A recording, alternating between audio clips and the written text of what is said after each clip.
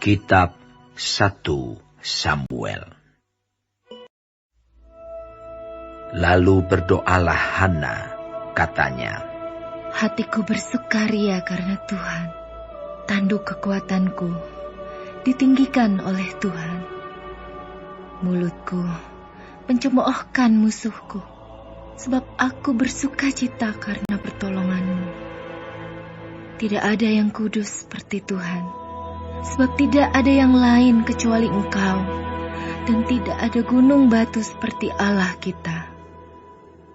Janganlah kamu selalu berkata sombong, janganlah caci maki keluar dari mulutmu, karena Tuhan itu Allah yang Maha Tahu, dan oleh Dia perbuatan-perbuatan diuji.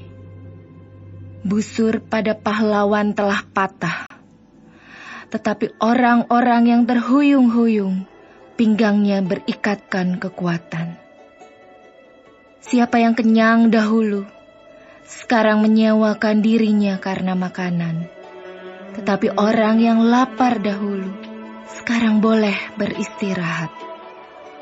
Bahkan orang yang mandul, melahirkan 7 anak. Tetapi orang yang banyak anaknya, menjadi layu. Tuhan mematikan dan menghidupkan.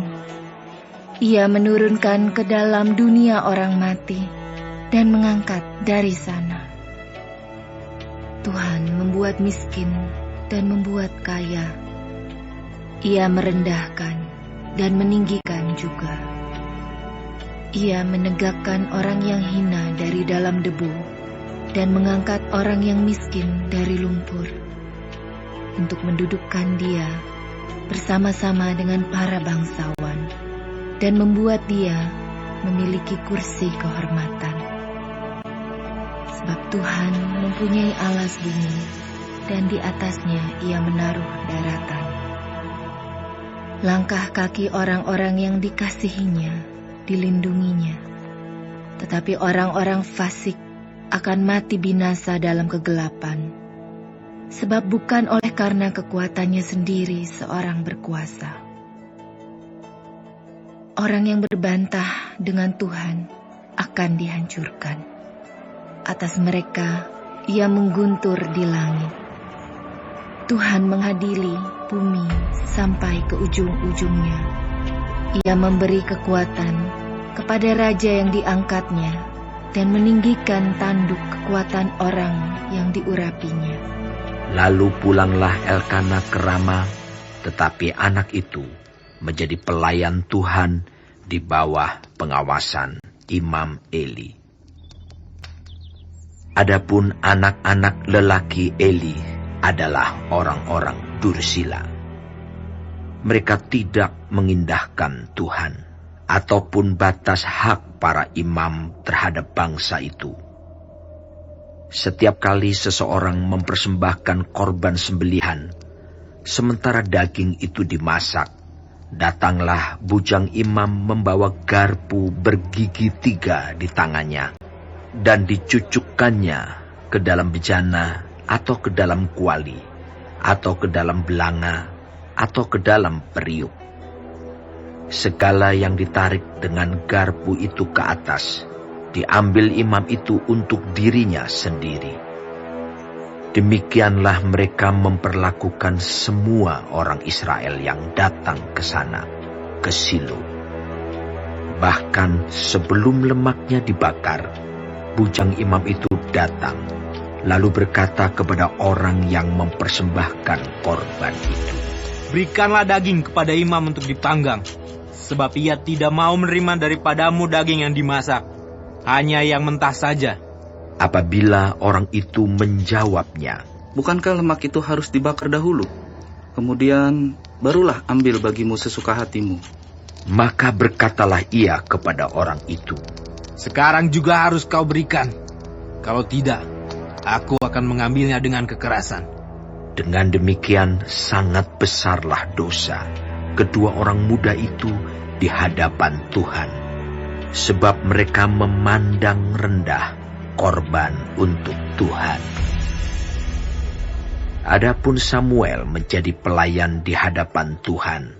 Ia masih anak-anak, yang tubuhnya berlilitkan baju efod dari kain lenan.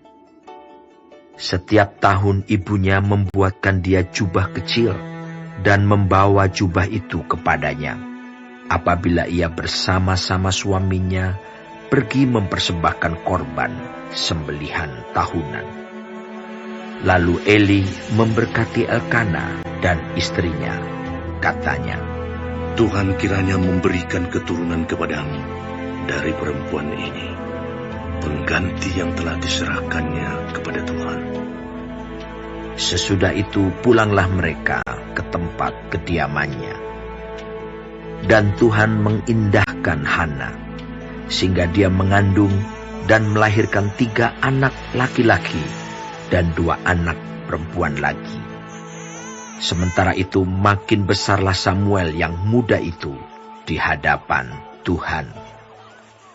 Eli telah sangat tua.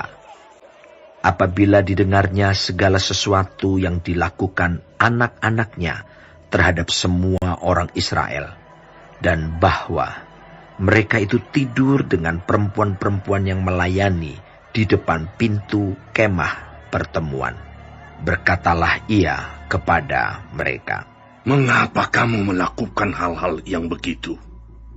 Sehingga ku dengar dari segenap bangsa ini tentang perbuatan-perbuatanmu yang jahat itu. Janganlah begitu, anak-anakku. Bukan kabar baik yang ku dengar itu, bahwa kamu menyebabkan umat Tuhan melakukan pelanggaran.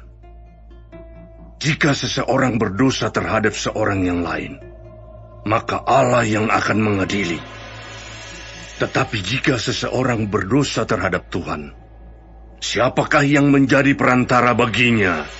tetapi tidaklah didengarkan mereka perkataan ayahnya itu, sebab Tuhan hendak mematikan mereka. Tetapi Samuel yang muda itu semakin besar dan semakin disukai, baik di hadapan Tuhan maupun di hadapan manusia. Seorang abdi Allah datang kepada Eli dan berkata kepadanya, Beginilah firman Tuhan, bukankah dengan nyata aku menyatakan diriku kepada nenek moyangmu, ketika mereka masih di Mesir dan takluk kepada keturunan Firaun? Dan aku telah memilihnya dari segala suku Israel menjadi imam bagiku, supaya ia mempersembahkan korban di atas mezbahku, membakar ukupan dan memakai baju efod di hadapanku. Kepada kaummu telah kuserahkan segala korban api-apian orang Israel. Mengapa engkau memandang dengan loba kepada korban sembelihanku dan korban sajianku yang telah kuperintahkan? Dan mengapa engkau menghormati anak-anakmu lebih daripadaku, sambil kamu menggemukkan dirimu dengan bagian yang terbaik dari setiap korban sajian umatku Israel? Sebab itu, demikianlah firman Tuhan Allah Israel.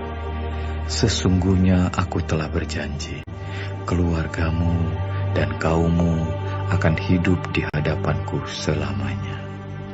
Tetapi sekarang, demikianlah firman Tuhan, jauhlah hal itu daripadaku, sebab siapa yang menghormati aku akan kuhormati, tetapi siapa yang menghina aku akan dipandang rendah.